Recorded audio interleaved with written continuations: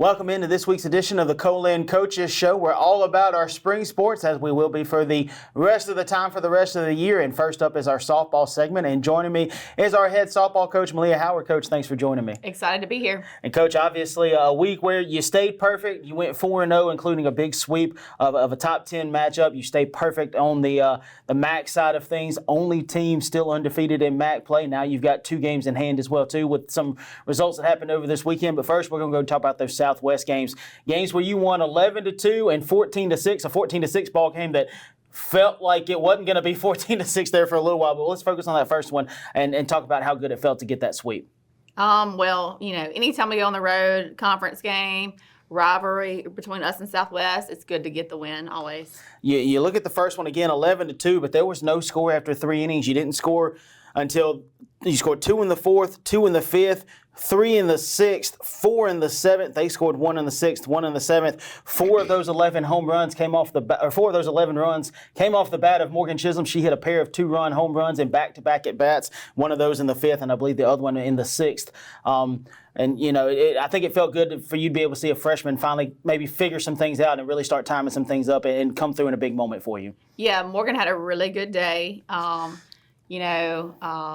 Anytime you hit two-run bombs in a single game, that's a great day. But, yeah, she was seeing the ball really well. Proud of her. Those home runs were big, getting us on the scoreboard when we finally needed to break the ice. So that was really huge, and I'm proud of her. And she wasn't the only one who got a hit. In fact, in this game, you had 17 hits. Every member of the lineup got at least 1 hit. I think that's got to feel good as a coach. We talk all the time about how you want to score in every inning. You didn't do this time, but when you got everybody in the lineup getting a hit, you got to like your odds of getting a win. Oh, absolutely. That's always a good day. Again, we mentioned it, 17 hits, 3 from Avery Williams and Morgan Chisholm and Carson Huey. There's where 9 of them came from, 2 from Abby Burnett and Olivia Baines, Breely Phillips, Taylor Efferson, Kinley Maudair, Emery Warren, all with a hit as well, too. And then you look at the pitching lines. Emily Richard got the win in this one. She was really, really good. I think we've gotten used to Emily being perfect or scoreless in the last couple. She gave up that 1 run and, had 5 walks in this one as well, too, over 6 innings, 3 hits, and 3 strikeouts. Not the best walk-to-strikeout line, certainly not what you're used to seeing out of Emily. I don't think she got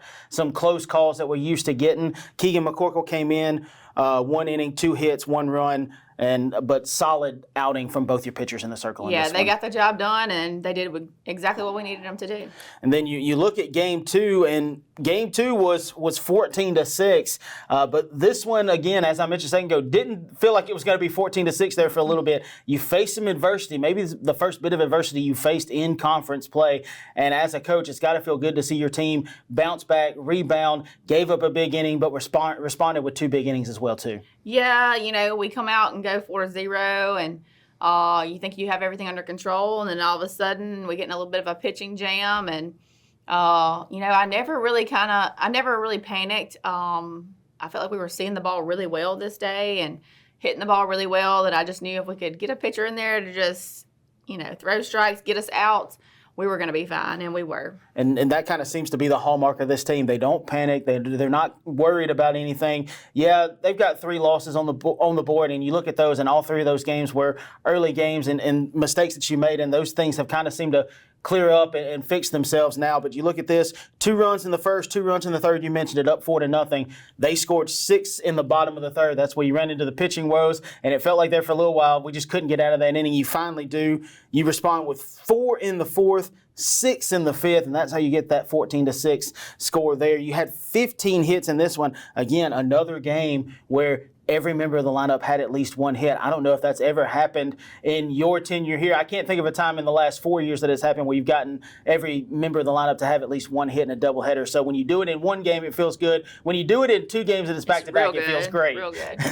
And then you look at the pitching lines, or we'll talk about who had the hits. Breely Phillips, Taylor Everson with 3 each, 2 each from Olivia Baines, Kinley Maudair, a hit from Avery Williams, Morgan Chisholm, Emery Warren, Abby Burnett, Carson Huey. The pitching lines, Taylor Everson got the start in this one, and Taylor maybe I'm not sure if she just ran out of gas, was leaving it a little bit too much in the zone. Southwest was seeing the ball pretty well against her, though. 2 1/3 innings. She gave up 6 runs. 4 of those were earned. 6 hits, 2 walks, 2 strikeouts. They did take advantage of an error in that inning when they scored the 6th. Emma Kate Femiano came in, pitched a third of an inning, got and walked 1. Keegan McCorkle comes in, and Keegan just slammed the door. Came in relief, got the win. 2 1/3, 2 hits, no runs, 1 walk, 4 strikeouts. Maybe one of the best outings that Keegan's had, especially in relief for you this season. Absolutely. And, we talk about that all the time before we get ready to play. Hey, I need all of my pitchers ready. All my pitchers ready. Every day you obviously want your game 1 and game 2 starter to go out there and throw a complete game and do well. But, what's the likelihood of that happening every single time you play? So I was very proud of Keegan for coming in and shutting it down when we needed somebody to do that. And then you fast forward to this past Saturday, hosted and played in, on paper, what was probably going to be the toughest matchup coming out of the gate, the highest ranked team you've played in conference play so far. You hosted the number 9 Rangers of Northwest, got the sweep 7-3, 2-1. Talk about how big it was to get that one and how you're able to carry that momentum forward going into this upcoming week. Well, we knew going into the Northwest game that it was going to be challenging. They were, like you said, one of the highest ranked conference teams we've played this year. I felt pretty good about us having them at home. We play well at home typically. So to get the sweep over them at home, that's a relief. And you look at game 1, you win this one 7-3. You scored 1 in the first, 1 in the fourth. They tied it with a 2-run home run in the 5th. You responded with 2 of your own. In the 5th, they cut it down to 1 with a run in the 6th and responded with 3 in the 7th. That's how you get the 7-3 score. You had 9 hits. Olivia Baines led the way with 3 hits. Breeley Phillips had 2, 1 hit from Taylor Everson, Avery Williams, Emery Warren, and Morgan Chisholm. And Emily Richard comes in, gives you another complete game, gets another win. 3 runs on 3 hits, 2 walks, 6 strikeouts. That walk to strikeout number, more what we're used to seeing out of Emily. It really felt like she rebounded well in this one. Maybe 1 bad pitch, and that's what led to that 2-run home run. Outside of that, you can't complain about the outing for her. No, she pitched a phenomenal game outside of 1 pitch, and she knows that all too well. And then you look at game 2, and game 2 was a much different ball game. Game 2, if you're a Lady Wolves fan, probably had you nervous. Had me nervous for that one. You win it 2-1. They scored 1 in the 5th. A huge 2-run, 2-out double from Avery Williams that just was fair by about that much. But talk about this one again. You faced some adversity, faced a pitcher that kept you off balance, but you were able to still find a win in this one. Well, our defense was huge in this game. Obviously, you only scored 2 runs. That's not a lot of offensive numbers. Very proud of our defense. Very proud of Taylor for pitching well. Defense had her back. We made a lot of really good plays that took them out of some innings, and I was proud of that. And it was good to see that sometimes, hey, when your bats are not on, your defense has got to be solid, and we were, and I'm very proud of our defense and our pitching for that. All right, you look at it, 5 hits, Olivia Baines, Taylor Everson, Avery Williams, Abby Burnett, Carson Huey, all with a hit each. You mentioned it, Taylor Everson pitched in this one, much better outing from her in this one, complete game, 4 hits, 1 run, 1 walk, 5 strikeouts. Taylor's going to win a lot of games. Lady Wolves are going to win a lot of games when she has those kind of lines and she has those kind of days. You got a little rocky there for a second, but again, defense bailed her out. Can't say enough about Olivia Baines, a double play that she had, ball hit hard. Mm-hmm. She's able to pick it up, touch third, throw out at first. That really took a lot of the momentum away from the Lady Rangers. Yeah, they did score first, but again, Avery Williams comes up and comes through in a big way for you. I think I said on the stream, or I had a thought, I was like, Avery's due for a big hit, and she came through right there. So now you turn your attention to this upcoming week. Again, it doesn't get any easier. It just keeps getting harder. A couple of ranked matchups this week, 1 at home, 1 on the road. We'll focus on the 1 at home first. You're going to welcome in the 18th ranked Bulldogs of Gulf Coast, a familiar name that we'll see probably in game 1, but what are we expecting out of the Bulldogs when they come to Weston on Tuesday? I think they're going to be a lot like Northwest. They're going to be scrappy. They're going to swing it well. They're going to play good defense. They got several arms. They'll throw some different ones out there at us to keep us on our toes.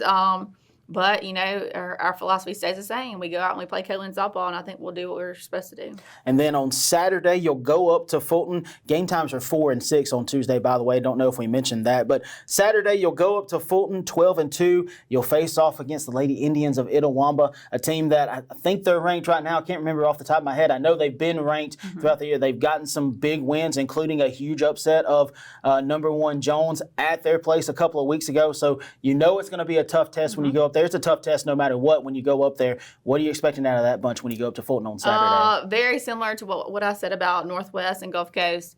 They're going to have a couple good arms to throw at us. They're going to be good defensively. They're going to be solid offensively. We just got to do what we're supposed to do, and we're going to be okay. Again, Lady Wolves, the only undefeated team in MACCC play, got a couple of games in hand with some results outside of it. These next couple of weeks feel like they're going to be the telling for what this team is going to do for the rest of the year. Sitting in the catbird seat right now, but things can certainly change. We hope they don't. We hope the Lady Wolves keep running through things and keep finding ways to win. Again, they go undefeated on another week, perfect 4-0, 11-2, 14-6 wins at Southwest, 7-3, 2-1 wins against Northwest at home. They'll be at home hosting Gulf Coast on Tuesday, 4-6, and then on the road at Itawamba, 12-2 on those. If you can't make it out to the parks, we'll give you the stream information on our socials as always. Stick with us after the break. We've got baseball action to talk about, and Coach Chamblee will join us for those after this.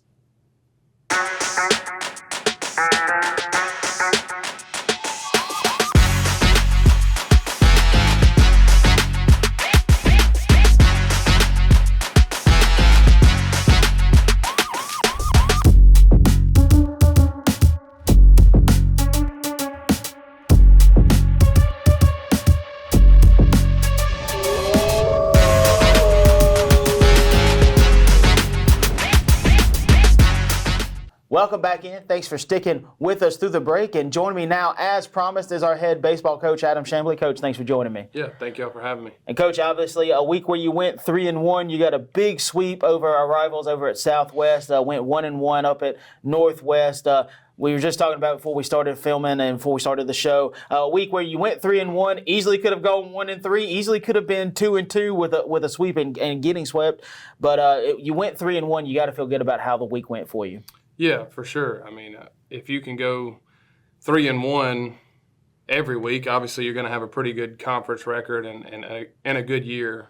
So, yeah, I was really happy the way our guys battled and played against quality opponents, which, like, we've kind of been repetitive in that sense of thing. I mean, everybody is a quality opponent at this point of the year. So, yeah, really happy the way we battled all week, especially in some games that – kind of, and I know we'll talk more about them, but kind of two of the games were really pitched it well, and then two of the games maybe not as much. So it's almost complete opposite type of games those days. And but a win's a win, and you'll always take those. And baseball's a crazy game. Right. So.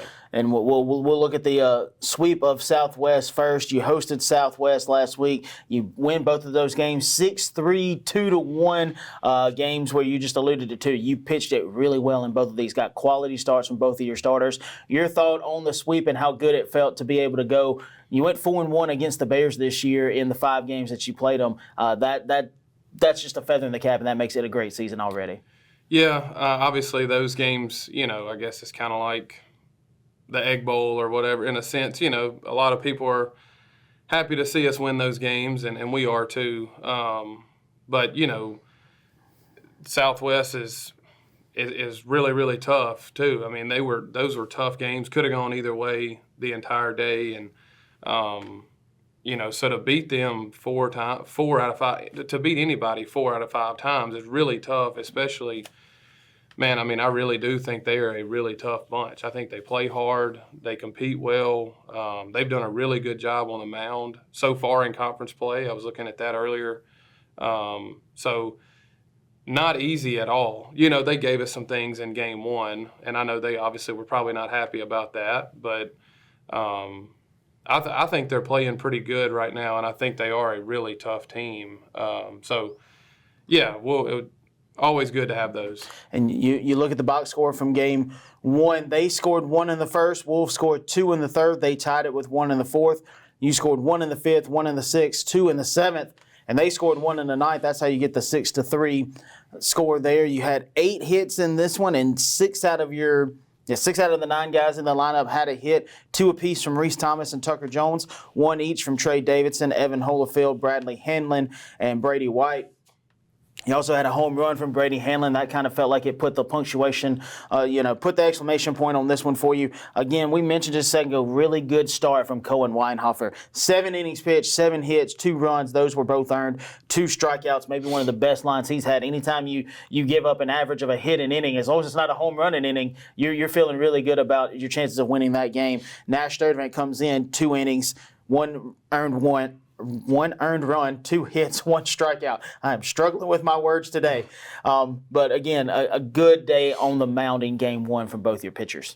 Yeah, and I think that may be the first outing that Cohen has had 0 walks, especially in, 7 innings. So, we all know if you don't walk guys, you got a chance. And, we did that. Nash came in and did what he's done all year for the most part. So. And then you look at game 2, and game 2, I tell people all the time, this is probably one of the fastest games I've ever seen played. It was a 7-inning game. I don't even know if we'd have played 9, it would have been much longer but we played 7 innings in an hour and a half. I looked up after the game was over and I said, wow, that was really quick. But when you get ace on ace, because you had Dawson Richard, Jennings, Kimbrell in this one, it was a 2-1 ball game. The 2 runs came in the bottom of the 3rd for the Wolves, a 2-run home run from Trey Davidson, and then the 1 run for the Bears came in the 5th. Jennings got in a little bit of trouble in the 6th, got out of it, retired him pretty easily in the 7th. You had 3 hits. Trey had the 2-run home run. Evan Holyfield, Caleb Brooks with a hit as well too. Jennings, 7 innings pitched, 5 hits, 1 run, it was earned, 1 walk, 3 strikeouts. Jennings got his conference leading 7th win on the year, leads the conference in wins and innings pitched at 46, has the 5th best ERA in the conference as well with a 2.54. Every week we talk about it. Jennings Kimbrell does what Jennings Kimbrell does. He throws strikes. He finds ways to get outs. 1 loss on the year. You look at that one and it feels like he didn't do anything wrong in that one as well too, but he just feels like that's the guy you rely on, and that's the guy is going to be able to go out there and give you a quality start every time he goes out. Yeah, and that's really important, obviously, in pitching or I guess in baseball in general is consistency. Guys that can be consistent and you know what you're going to get. It's a lot easier to put those guys out there, every single time. I mean, in that game, Trey's home run was obviously huge, and then. Especially facing Richard, who had beat us earlier in the year and really beat us, and it didn't feel close. Like he felt like he just, dominated us a little bit. I don't remember how many he struck out in that game, but we could not hit the ball hard off of him the first time we saw him, and still he still obviously we didn't do just a ton off of him, but we did enough obviously to win and.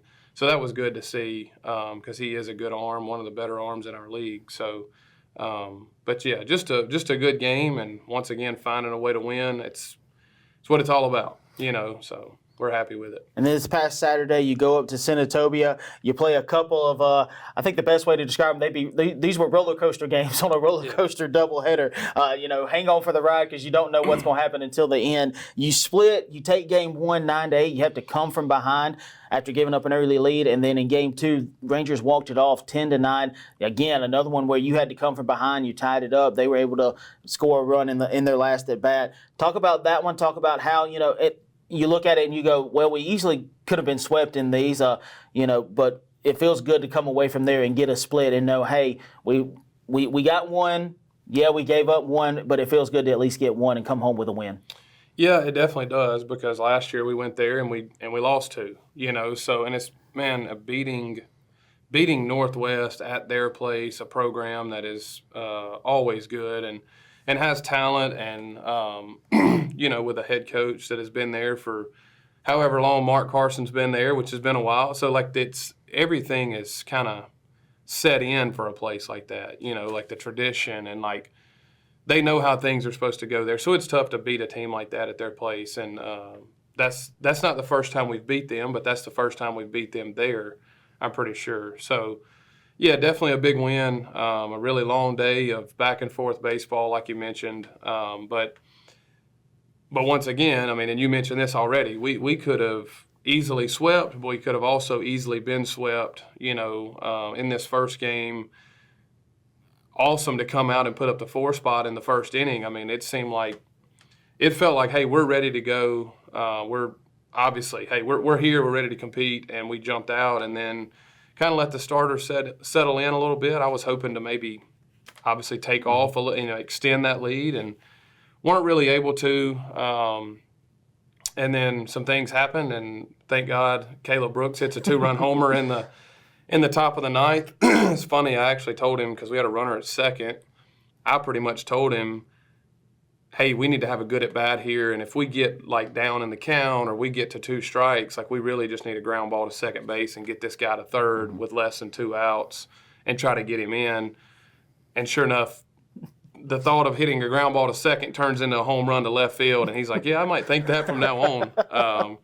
So that was cool to see, but he just got a ball that right-hander was kind of sinking it down a little bit and kind of ran down to his hands, and he obviously got enough barrel to it, and that kind of proved to be the point there, and so it was really good to see for him too. Right, and you just talked about it in game 1. You jumped out to a 4-0 lead in the first inning. There was a 2-run home run by Caleb Brooks in that inning. Yeah. And then it was pretty quiet for a while. Then the bottom of the 5th happened. They scored 7 runs, took a 7-4 lead. They kept you quiet through the 6th inning. They added a run there. That's how they got to 8-4. And in the 8th inning, you scored 3. Had a chance to tie it. Had runners on the corners. Hit into an inning double play. So you're down by 1. You hang a 0 in the bottom half, and then you just mentioned it. You talked about it. Trey Davidson comes up, gets you a leadoff single. Caleb Brooks with his second 2-run home run of the game. His first career multi-home run game in a Wolves uniform. And it's funny because as this was going on, softball was playing Northwest at the same time. We were offering live look-ins when we could, and we showed Caleb rounding third on the home run trot on that one, and then obviously we were able to let everybody know what happened at the end of the game. But you look at it, you had 16 hits in this one.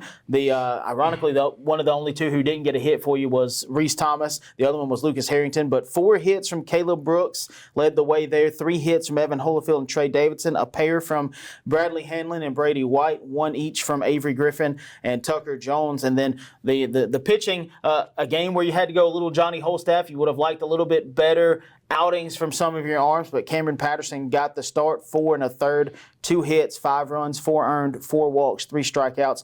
Judson Griffin comes in, gives you an inning and a third, 3 runs, all earned on 3 hits and a couple of walks. Lucas Harrington came in relief. He was your DH, came in, got the win though with 3 innings, 2 hits, scoreless. Innings of relief, 2 walks, 2 strikeouts. Nash Sturdivant comes in, gets his 4th save, got the final out, because what we didn't talk about was in the bottom of the 9th, Lucas got 2 of those outs. He couldn't find a way to get that 3rd one. They get the bases loaded, and you bring Nash in, and Nash forces out a flyout. I think on the 2nd or 3rd pitch he threw.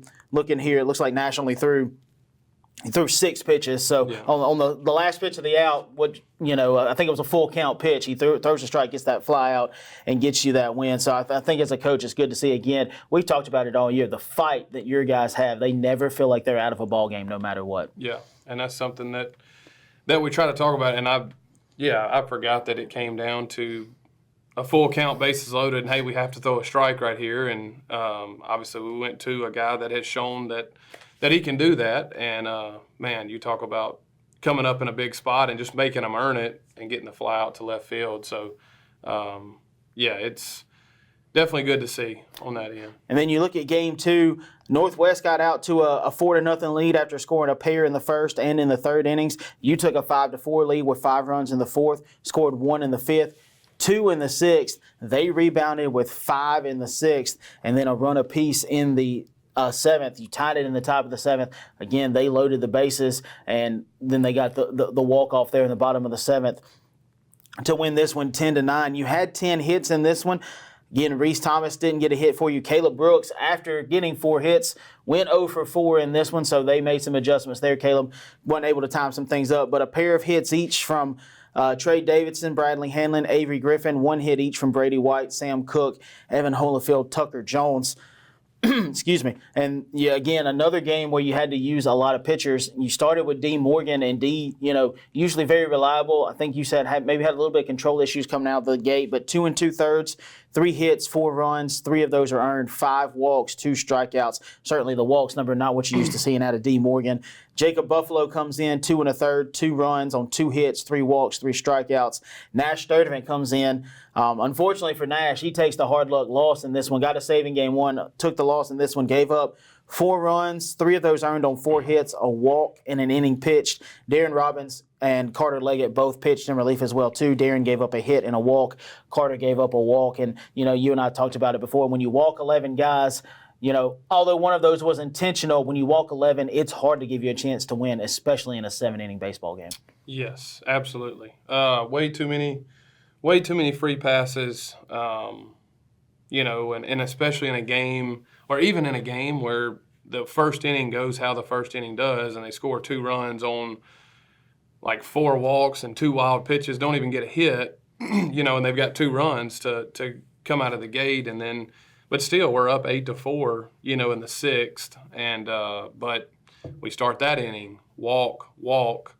That's when we go to Nash, and at some point, somebody was gonna have Nash's number. I mean, honestly, it's surprising that it hasn't happened yet. He's been so good, and hey man, make them beat one of your best guys, and they went out there. Honestly, other than the walks to lead off that inning, they went and beat one of our best guys. They swung the bat good the rest of that inning and earned several of those runs, So it is what it is. It went from 8-4 and feeling like we had total control of the game to 8-8 really fast, and we still battled and had a chance to go win it because we tied in the top of the 7th with a Sam Cooke single, and then in the bottom half, bases loaded, nobody out, and obviously the walk to another walk, and it's a tough spot to come into. We bring Carter Leggett in, bases loaded, nobody out, and hey, you cannot walk this guy or we lose, and that's a really tough place to be in, but you can't walk him, and we did. So it is what it is, but really close to having that sweep, but at the same time, I mean, we did some things, like you said, that you can't expect to get out of there with the sweep with some of the things that we let go on, so just keep playing and learn from it, is all you can do. Excuse me. Well, the good news is now you get a chance to flush that. You get to move on. You've got 2 more coming up. You're going to go on the road for 1, then you'll play at home at the end, and that'll kind of close out the first half. We'll talk about that later on after this week. But you look at it, you're going to go to Gulf Coast this Wednesday. 3 and 6 are going to be the start times there. We're going to see a name that we're very familiar with, and their pitching coach, Chase Stewart, was over here for a couple of years.